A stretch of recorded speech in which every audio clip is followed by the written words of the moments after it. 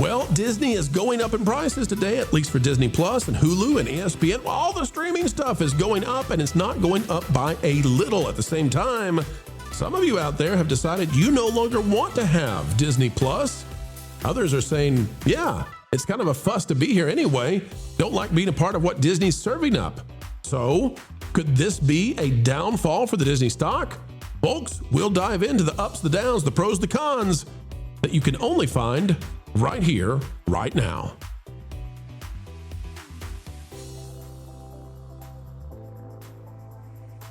Hello, ladies and gentlemen. It's another video and analysis of excellence on the way yet again today.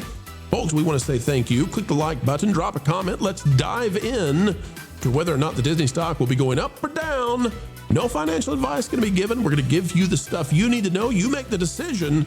But Disney's made the decision to crank up those prices at the same time that subscriber numbers may be very shaky. It all is leading to a domination from YouTube. All right, folks, if we take a look at this out of bar chart, dear Disney stock fans, mark your calendars for October 21st. Well, Disney stock investors should mark October 21st on their calendars as the entertainment giant plans to raise prices across its streaming services on that date, marking another attempt to boost profitability in its direct-to-consumer business. Okay, the price increases are substantial. Whoa. Given that the ad-supported Disney Plus plan will jump $2 to reach $11.99, some might call that $12 monthly, while the premium no ads version will rise from $3 to $8.99. Again, some might call that $19 per month. Annual subscribers will see a $30 increase to $189.99. You get it's $1.90. Bundled packages that combine Disney Plus, Hulu, and ESPN will also increase by $3 monthly. This marks the second consecutive October that Disney has raised streaming prices, though last year's hikes were smaller at $1 to $2 per plan. Disney telegraphed these increases during its third quarter earnings call and expects modest subscriber growth in the fourth fiscal quarter despite the higher prices. When they say moderate or modest subscriber growth, don't expect anything big, ladies and gentlemen. And I would suggest, unlike bar chart, that perhaps that modest growth is expected to come as people lose more of their password sharing. That's been the plan from Disney. So cut out the password sharing, make it difficult even for households to have it on multiple TVs. I've heard from lots of people that that's going on, and then increase the prices dramatically while cutting down the churn. Now, this article wants to talk about whether or not Disney is now a buy, and we can't tell you that, ladies and gentlemen. We can't give you any kind of financial advice. We would never do so. Don't listen to us. I'm not sure if you should listen to Jim Cramer either, but hey, don't listen to us. That's at least one entity you should not pay attention to when it comes to the Disney stock. What I will do, though, is I will provide it for your peepers, for your eyes, and you surmise what you should think about whether Disney is a buy or not.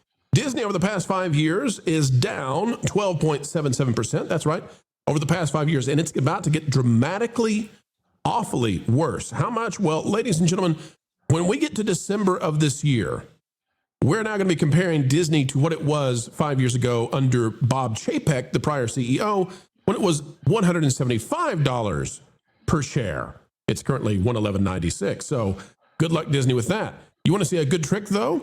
What about if we compare Disney over the past 5 years to the S&P 500? That's the biggest 500 companies publicly traded in America, in the world, but in America. The S&P 500 is up 94.35%. You've almost doubled.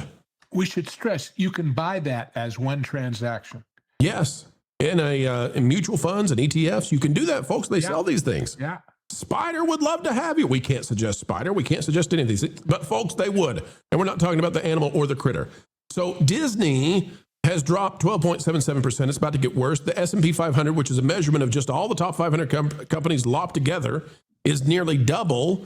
So I don't know if Disney's a buy or not. But, yeah, Disney stock fans, pay attention because it's about to get pricey. Now, what I'd like to ask about this, gentlemen, is when we look at what Disney is bringing out to us on Disney Plus, I just don't know what the value is for people to have Disney Plus. I get it with Hulu, I guess, and that's what Disney is counting on, is now that they've bundled Disney Plus and Hulu together, never shall the two be separated or broken in twain.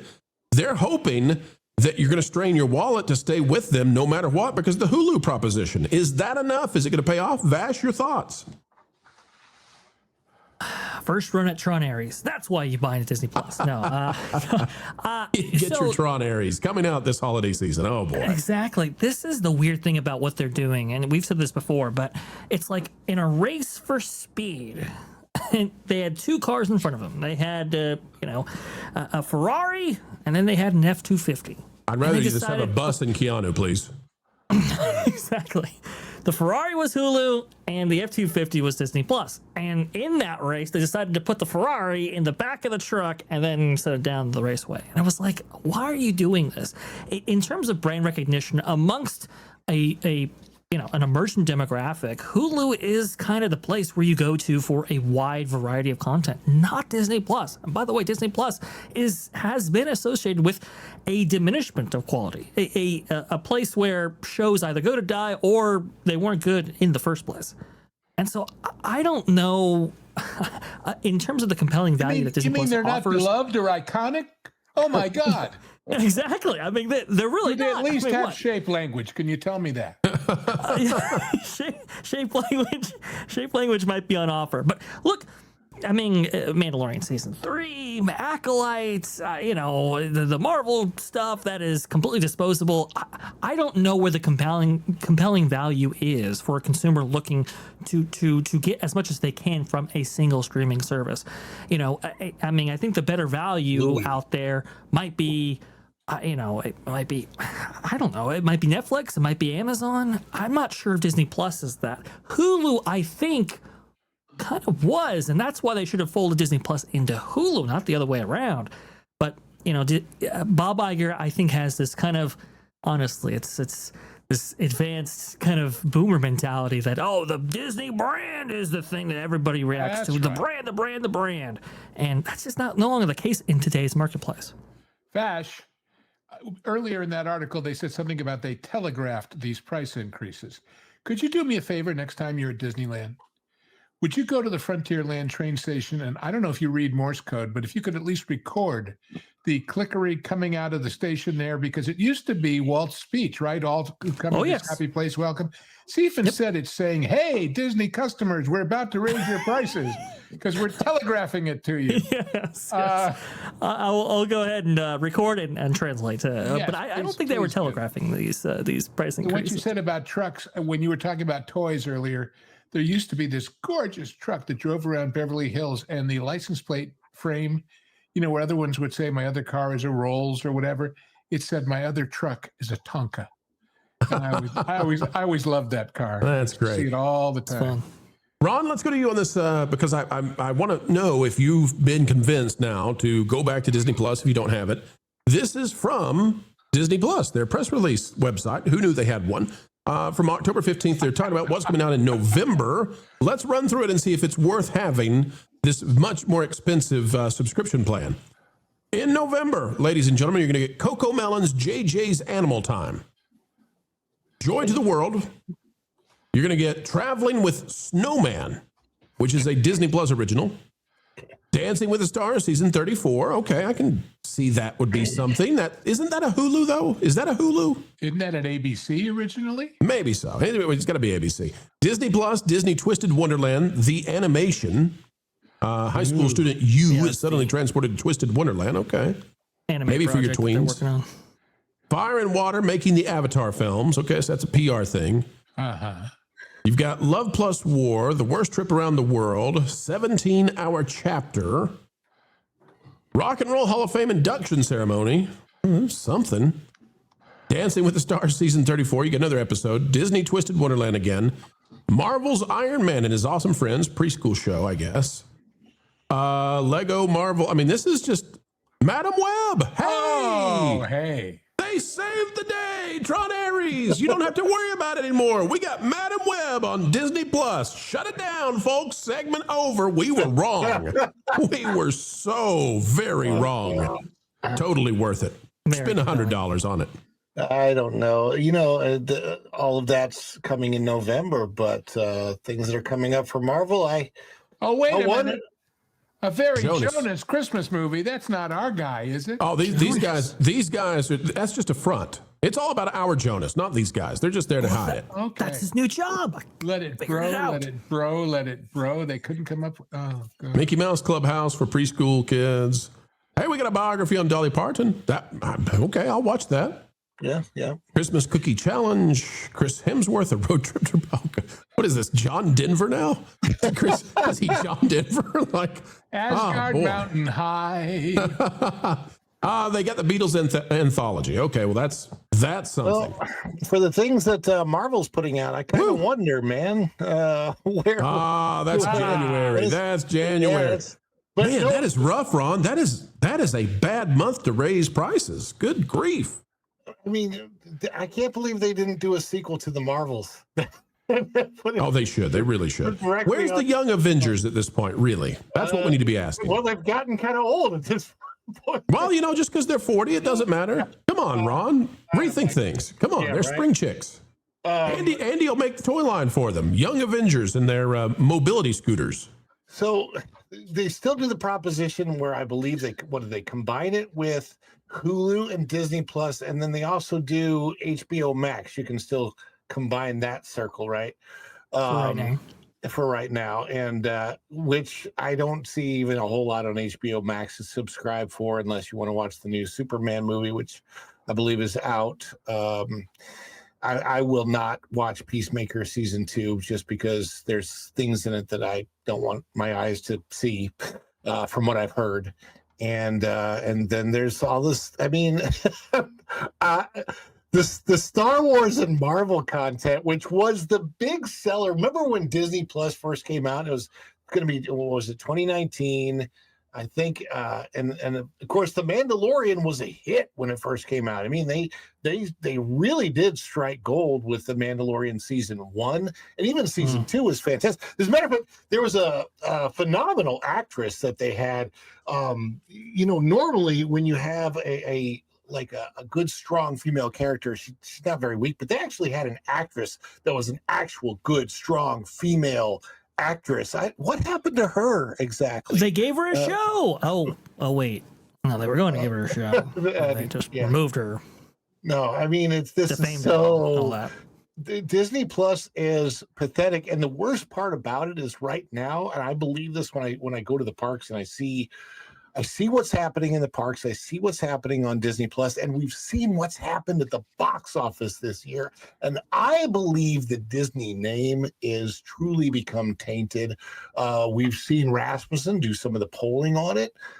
I just believe that people are not buying into Disney in the way that they once were. They're still a good size audience, but it's not the audience that it once was. Certainly not the audience of the 1990s. I'm glad you said that because, Ron, survey says you're right. Let's go to Nielsen right now. And no, it's not Family Feud. But if we look at Nielsen, what we've got here, take a look at YouTube, for example, and in the percentage of TV household watching. YouTube has this little itty bitty word down here that says main, M-A-I-N. You can barely see it. That's there because it's just the YouTube that's on TV. It's not all the rest of YouTube. YouTube is actually way bigger than this. And we say this every time we pull this up, but we've got new viewers all the time. We want you to understand. Disney, on the other hand, has this little star, like a little wishing star over there.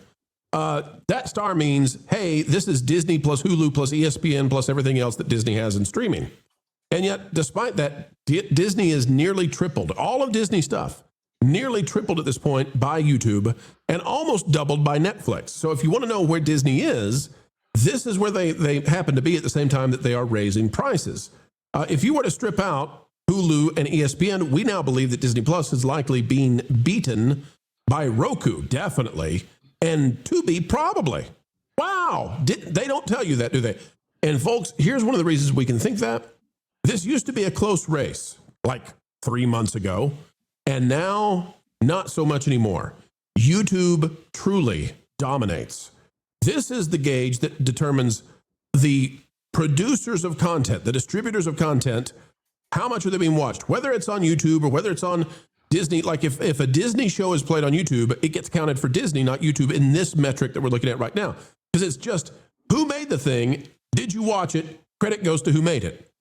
YouTube content creators such as this channel, now account for 13.1% of all TV watching, not phone watching, not tablet watching, TV watching on your 70-inch screen.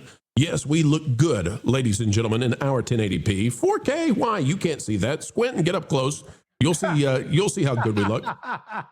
Lauren, this is a big, big deal that YouTube is pulling away this greatly, and yet Disney is raising those prices. And I just don't know that this is going to be such a great thing for the House of Mouse.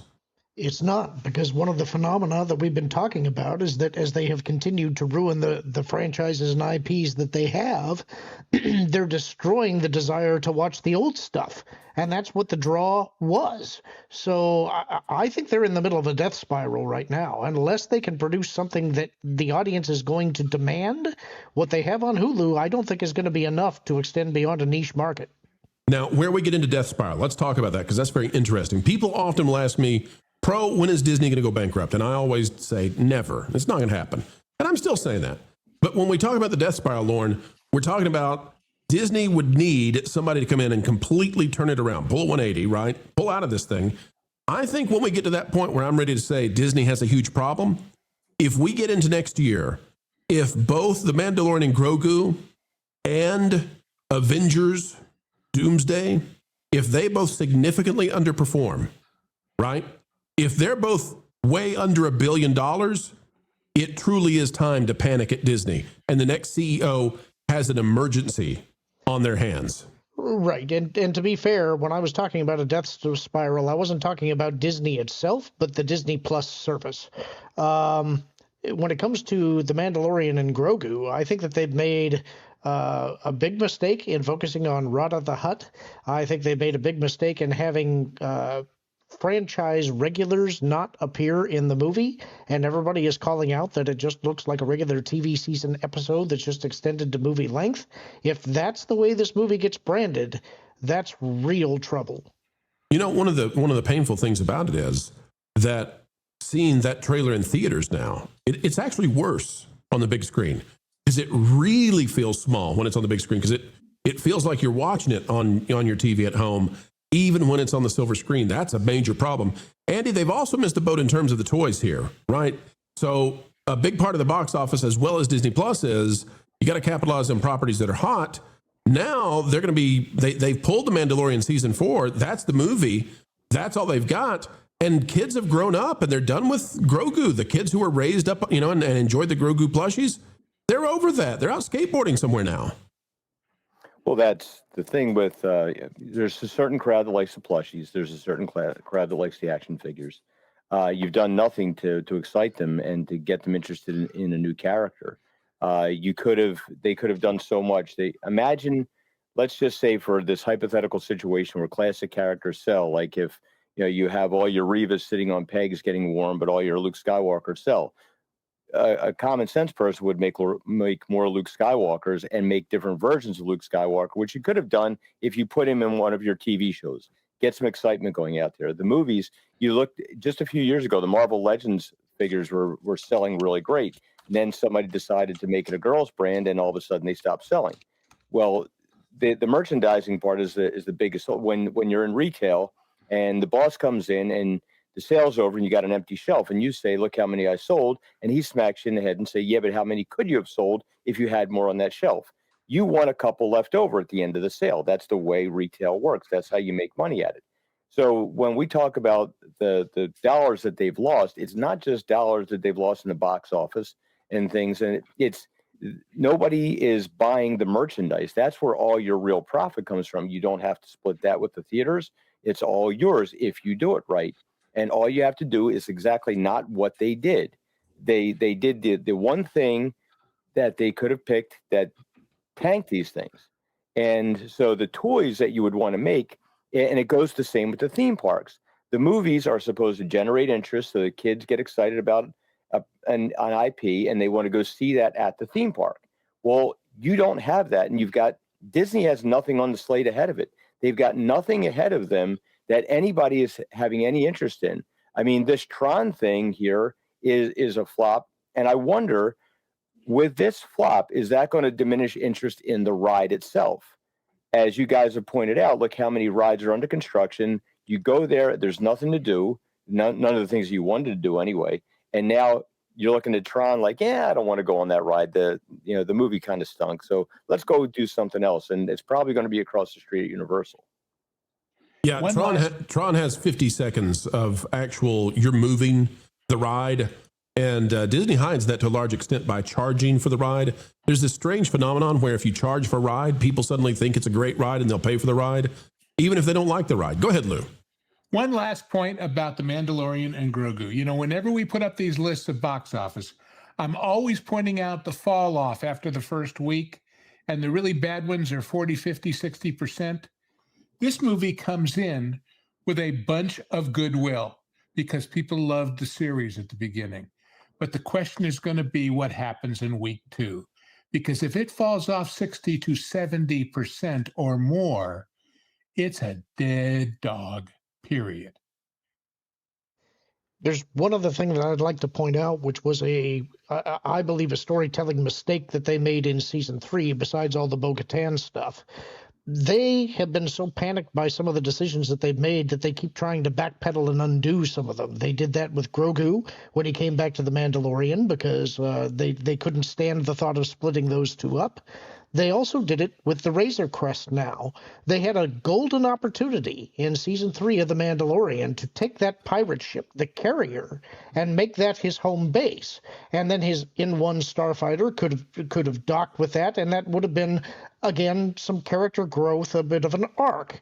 But instead, because people have complained about the N1 being too small, they've reverted and they've gone back to a Razor Crest style ship for the movie, when that Carrier could have been a giant playset that also could have been a mobile home base for all of his ancillary characters, and you could have other ships and toys dock with it. That would have been a merchandising gold mine because it was a cool design. But they destroyed it. You know, I think that's the plan they have for Disney Plus now. What did you call that? It's a docking station? See? They're just going to dock Hulu and ESPN and everything else they can find, some Fubo and whatever it is. Dock it on to Disney Plus and hope that nobody checks on those darn subscriber numbers. Sitting by the dock of the bay, wasting time. That's right. Your streaming time. That's an untapped potential they have. I have a friend of mine, his kids sit around watching other kids play with toys on YouTube.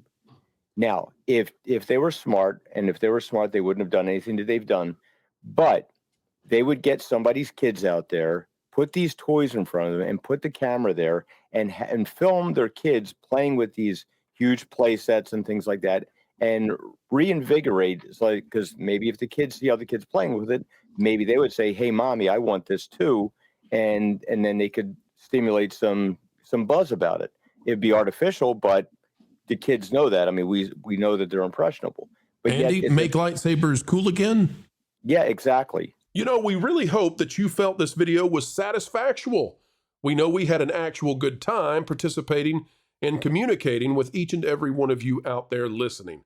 It is a great honor. It is a great pleasure, even a responsibility to do this on a daily basis. You give us the dream job we love doing, and for that we can never say thank you enough. There's only one small favor we ask beyond what has already been done, and that is, folks, consider it. That is clicking the like button. Share, subscribe, click it, stick it to those pesky algorithms. It's the notification bell. And drop a comment right on down below. Let us know your thoughts, because your thoughts do indeed matter, no matter what the mainstream media would otherwise say. Folks, as we say every single time we end these videos, because we mean it, keep learning, keep growing, and keep having fun. Jump into the water! Why listen to music made by people and companies who really don't like you? Check out Vacation Radio today and prepare for all new content made by the people behind the WDW Pro channel. It's the place you need for all the music. That should be fun.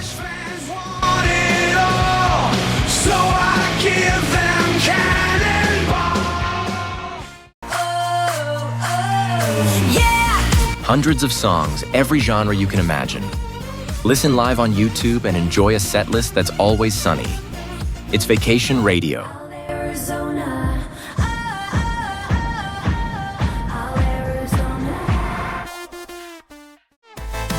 Pineapple pizza, Hawaiian ice freeze, yeah.